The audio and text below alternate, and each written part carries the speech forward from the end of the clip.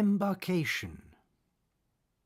Another journey, another difficult departure, another temporary brief divorce that risks as ever to amount insufferably to a torturous infinity of abstinence, and yet the contact is more live than ever and continues in its growth the more for being challenged and subjected to a trial.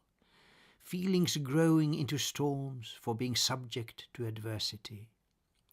And yet the moment always comes when we once more must meet, unite and join in perfect love, that seems for its impossibility the more to always win impossibility, to be an everlasting thing that simply must continue constantly to grow forever. Promise. The rotten smell of death and putridness, in my dejected state of loneliness, in the outrageousness of your departure, leaving me a victim in the clutches of nightmarish harpies, brings me to the bottom and the end of my existence, lost and lonely in the sea of barbarous vulgarity. I can but sigh in pain against my fate that never will allow me to remain in you. Are we then dead because of this unwanted separation to each other, since the line is broken, our communications stifled, and our contact gagged by fate in silence and enforced passivity?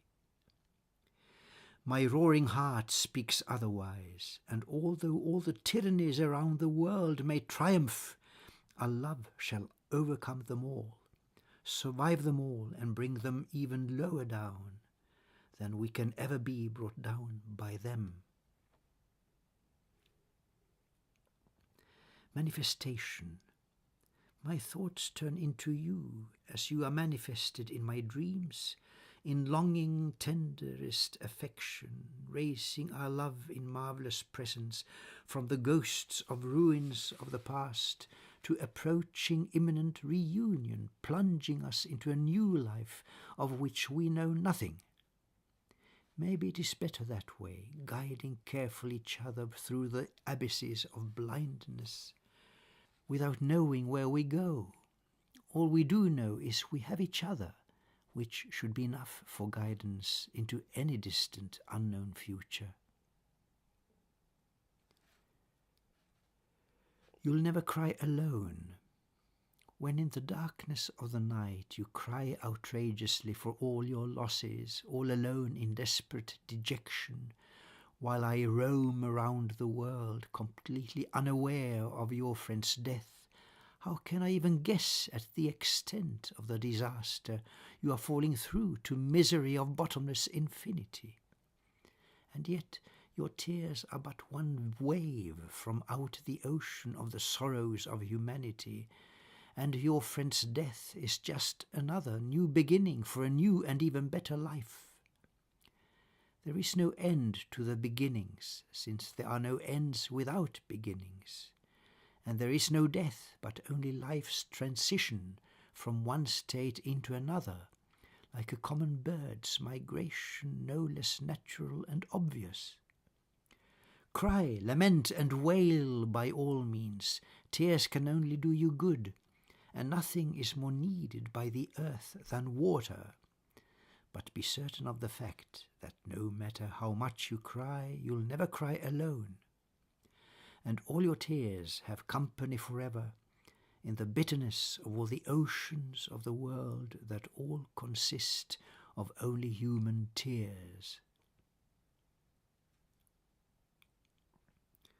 Looking down, how could I else than care for you, since the responsibility of love is never to desert the loved one, but to care and tender infinitely, or at least as long as you are able to. No matter what the snake pits of your past may offer, I will certainly indulge in them to help you out of any mess that stands between us and our love. If there is anything that I was not afraid of, it was the worst and the most challenging of dangers, our own enemies within, the abyss of the unknown, which is ever there and lurking, waiting to engulf us and commit us to perdition, which temerity you ever must remain aware of, so as never to be taken by surprise by anything less pure and beautiful than the perpetual phenomenon of love.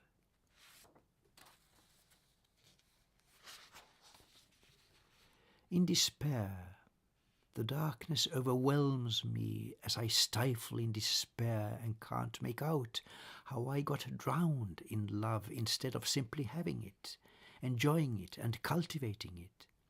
But it must inevitably grow into a stormy ocean, thundering and roaring universally and drowning everything in its tempestuous emotions that will carry everything away and most of all yourself and all you have, while only one thing will be saved. Love purifies the more it is enjoyed, and through all trials and upheavals you will have your soul still floating, flying universally in triumph after all. Love is not enough. Only love is not enough in a relationship to make it work. You need so much else, like trust and mutual understanding, depth of feelings, and, the most important, the community of souls that stick together in fidelity of mind to always have each other in their minds. You also need the possibility to be alone for meditation, concentration, freedom, work, and clarity of mind, but all this is self-evident. If all this works ensured with depth of trust, then love is here to stay, and you don't even have to bother to express it. It will keep on going and expanding by itself, and all you have to do is just to follow and maintain it properly by not forgetting it. Bara kärlek inte tillräckligt. Bara kärlek räcker inte i en relation för att den ska fungera. Det behövs så mycket annat. Man ska kunna lita på varandra och förstå varandra ömsesidigt och ha ett gemensamt känslodjup och viktigast av allt en själsgemenskap som man håller sig till troget. Möjlighet till ensamhet är också viktigt för nödvändig frihet och koncentration, distans och sinnesklarhet, arbete, meditation och fokusering, men det är allt självklart. Om allt detta med tilliten som försäkring funkar så är kärleken ett faktum och har kommit för att stanna och behöver inte ens uttryckas. Den går på och expanderar av sig själv och allt vad man behöver göra är att hänga med och underhålla den med att ej glömma bort den.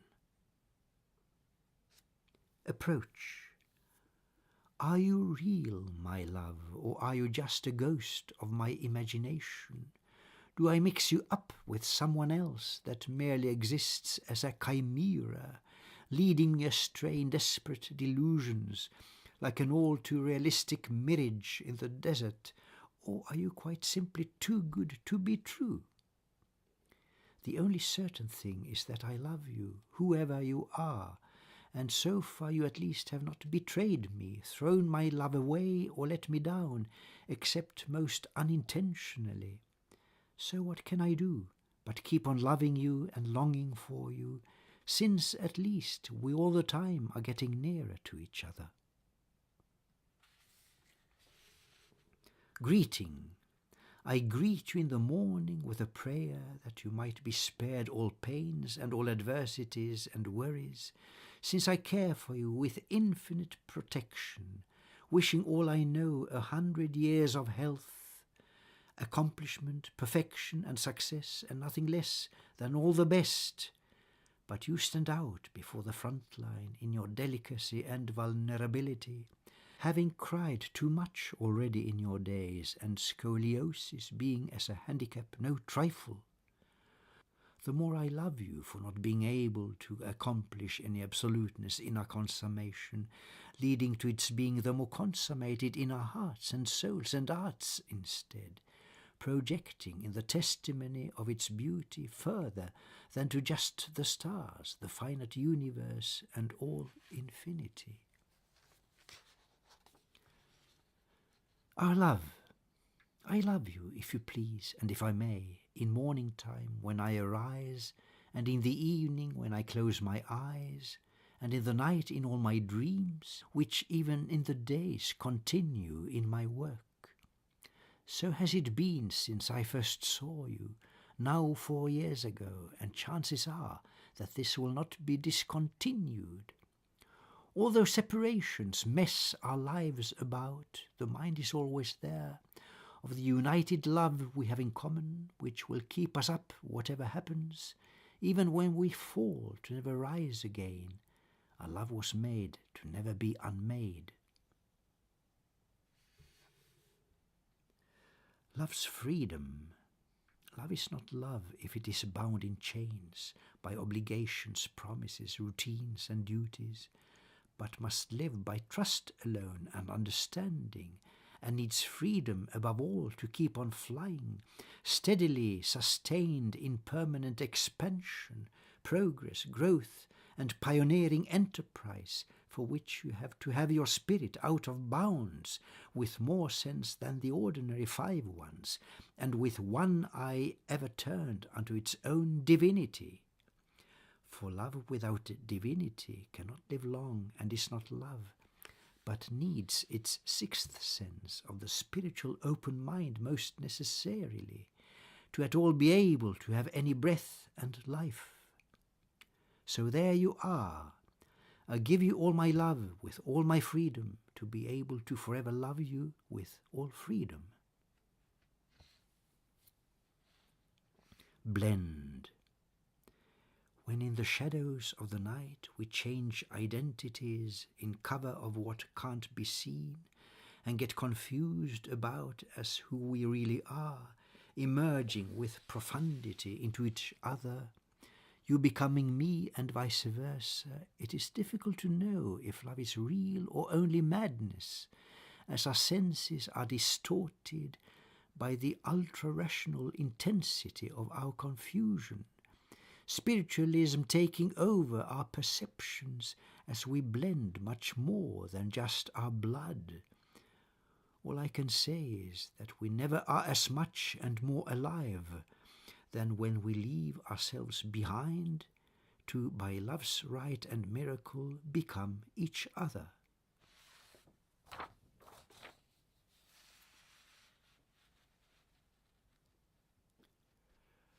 The dilemma. Just an explanation. I'm not the victim of my workaholism. I'm merely the prisoner of my poverty. The fact that all my life's efforts as writer and composer have met with no success, no acclaim, no acknowledgement at all, has just obliged me to work the harder, since without more than a minimum income I can't allow myself any proper freedom, which I therefore struggle the more to obtain.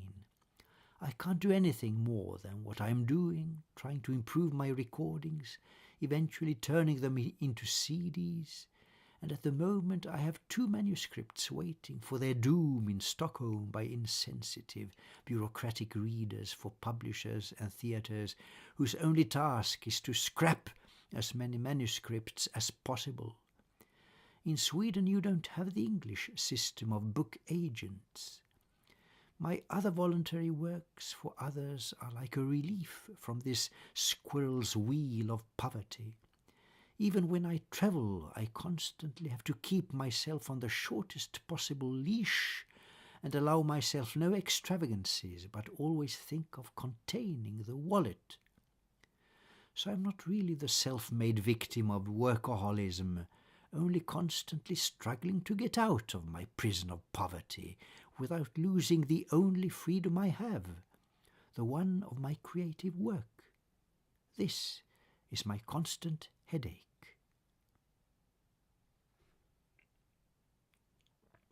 Holy madness, sweet folly of wisdom, the experience of your hardship is more valuable as education than whatever merits of material life, certificates, awards and medals counting nothing in comparison with the humility of personal disaster, since most people have to learn the hard way by surviving suicides and nervous breakdowns to be kind and human, all that matters. Indians of America regarded lunacy as sacred, with respect and veneration, as if idiocy was actually a higher state of being than the normal one, and they were right, since epilepsy too, the actual idiocy, was termed the holy sickness by those sages who knew better than ourselves in this dehumanized, denaturalized, decadent, perverted age, how to take care of life and nature in ancient times of naturalness, harmony and order, guided more by druids, common sense and knowledge than by politicians led by greed, ambition and incompetence. Better then to be an idiot and know better how to live in humble circumstances than to make a universal mess of life.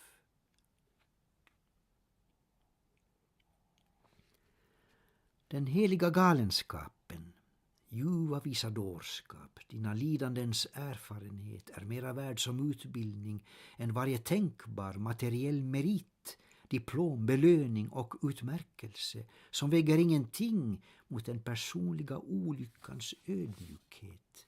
Då tydligen de flesta måste lära sig den hårda vägen genom överlevda självmord och nervsammanbrott att endast det att vara god och mänsklig alls betyder något.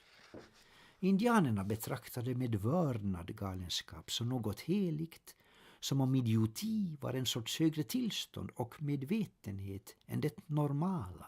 Och de hade rätt, ty idiotens sjukdom var epilepsi, som fordom kallades den heliga sjukdomen, av antikens gamle lärde som var klokare än vi, i denna avhumaniserade, denaturaliserade, perversa tid, och visste bättre att ta vara på naturen och allt liv, vägledda av druider, sunt förnuft och kunskap, snarare än maktens girighetsinkompetens. Hellre då en stackars idiot som vet hur det långt bättre är att leva anspråkslöst och ödmjukt än att göra livet värre än det är för även andra. Between the extremes, how comes that love is always either or, an overwhelming inundation, sweeping everything and everyone away, or drying up for thirst in smothering desertification, leaving you alone in languishment, pathetically miserable in abandonment. And then the flood comes back again and drowns you in its force. How come you never find a middle way in love, which seems to make impossible whatever compromise, as if it must be all or nothing? And if love is not all yours, she is your enemy. I'm sorry, but I can't accept that. If love is so impossible in her extreme demands, I'll rather do without it than risk ending up all torn apart by shipwrecks in atrocious storms and smouldering, consuming desert mirages. The everlasting dance. In the beginning there was a movement. There is no music without dancing, like there is no dancing without music. They belong together and are closely knit together, music being but a spiritual dance performed and executed by the fingers and by the mouth or voice to give an outlet for the movement of the soul, its caprioles, caprices, gambols and gambados, voiced expressively in higher harmonies to let the spirit soar and join the rhythms of the universe, partaking in its cosmic dances, pirouettes and twirls.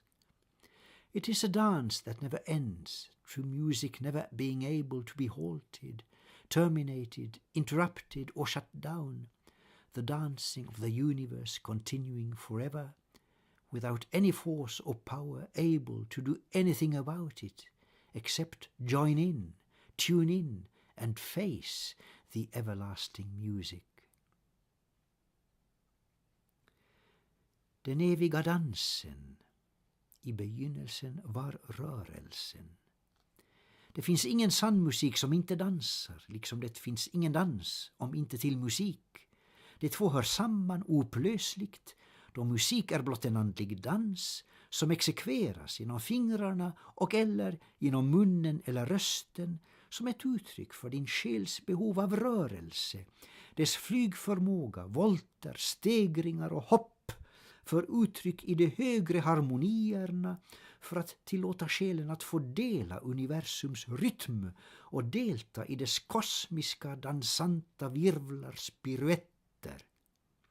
Det är dansen som ej någonsin tar slut, liksom ej heller sann musik ej någonsin kan stoppas, avbrytas, förträngas eller tystas ner, då den universella dansen håller på för alltid utan att den största kraft kan göra någonting åt saken, och ännu mindre någon människa kan göra något annat än att bara vara med och stämma in i hålligånget av den eviga musiken. Love truisms. Is love a sin? No, never.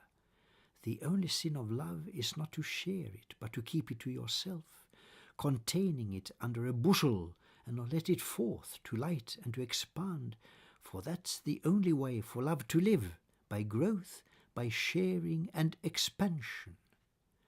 If I love, the worst thing I can do is not to let the loved one know it, and the only love that could be called unlucky ever was the love that never was made known. The force of love is exteriorization and expansion by multiplication, and there never was a force or power that could ever check it or contain it, if it was just natural and true.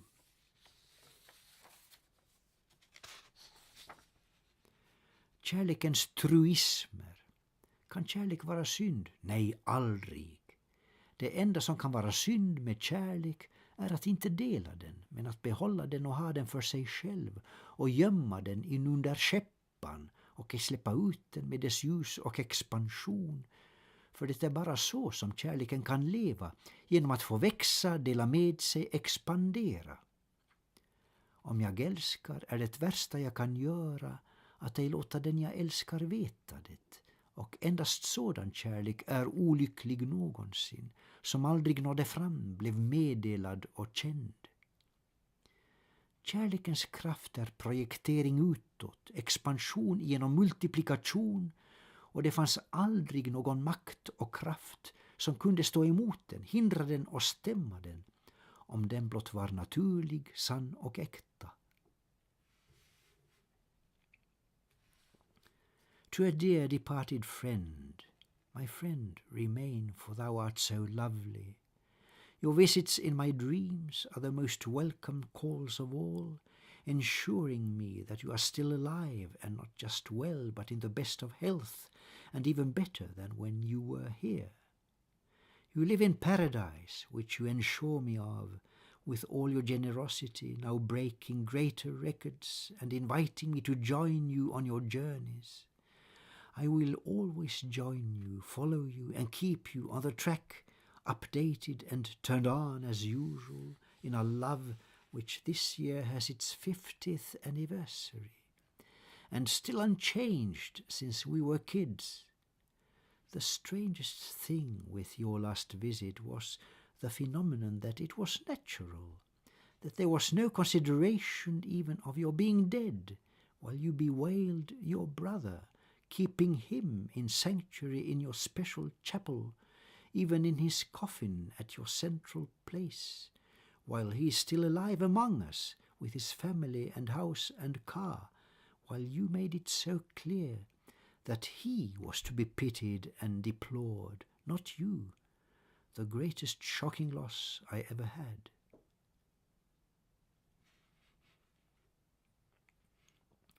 Till en kär hedangången, min vän, dröj kvar, ty du är mig så kär. Dina besök i mina drömmar är mest välkomna av alla, som försäkring om att du är kvar, ej blott vid god vigör men allra bästa hälsa, till och med långt bättre än när du var här. Ditt liv är mitt i paradiset, vilket du bevisar med din generositet som nu slår samtliga rekord, då du inbjuder mig att följa med på dina resor. Jag skall alltid följa med dig, hålla koll på dig och uppdaterad i vår vänskap som nu fyller 50 år i år och alltjämt oförändrad sedan vi var barn. Det märkligaste med ditt senaste besök var fenomenet att det var så fullkomligt naturligt, att det ej ens förekom en tanke på att du var död, medan istället du beklagade din broder, höll honom i ditt kapell på hedersplatsen, välbevarad i sin kista mitt i hemmet, medan han är kvar bland oss med sin familj och hus och bil, medan du gjorde det så klart att han var den beklagansvärde, saknade och sörjde, inte du, den mest chockerande förlust jag någonsin har genomlidit. Some advice. My love, your paranoia is not serious. We are everyone our own worst enemies, and there is nothing really dangerous in life or in the world compared to what's within ourselves, the unknown depths of the unconscious, which, alas, sometimes takes uncontrolled charge of our minds and make them see things out of all perspective and proportion. Evil is a misconception and a kind of lurid mirage which in fact does not exist, while only our thinking turns it on, and it is only true if we believe in it, in twisted and misguided folly. If our inner worlds are stormy, wreaking havoc over us with senseless worries, we should just look outside at the sunshine to immediately rest quite assured that all the world and universe act absolutely independently of what we think and are within ourselves. Getting on. Recovering from hardy nights of exercise, you wonder naturally how it all will end, in some kind of disaster, as is natural for passionate affairs, or just a humdrum commonplace divorce, when boredom has replaced all passion spent, or infidelity, the worst of all, or just an incapacity to go on and sustain it. Worries have from the beginning clouded everything in our relationship, and there is no way out from them except the only sensible and perfect choice, to concentrate on friendship and companionship. That is the vital thing that we could never lose if we just stick to that diplomacy and take in passion just for luxury, as cream and bonus for an extra. Let us also keep in mind that love transcends us all, and no matter how much we love, we never can fulfill our quota of our real capacity.